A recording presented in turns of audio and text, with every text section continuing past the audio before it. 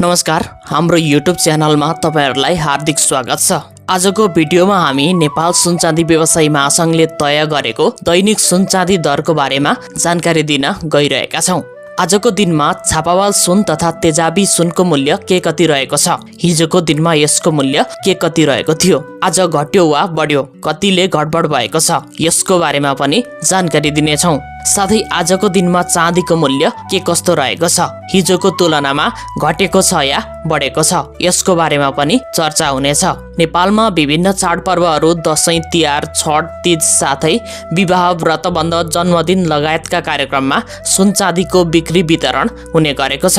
अझ विवाहमा त सुनको बिक्री वितरण धेरै हुने गरेको छ। जुनसुकै समयमा पनि मानिसको ध्यान सुन चाँदी दर के कति छ भन्नेमा रहिरहन्छ। त्यसैले पनि सुन चाँदी दरलाई सर्वाधिक चासोको रूपमा हेर्ने गरिएको छ। यसैलाई मध्यनजर गरेर आजको भिडियोमा हामीले सुन चाँदी दरको बारेमा जानकारी दिन गइरहेका छौं। आजको दिनको सुन चाँदी दर यस प्रकार रहेको छ। आज मिति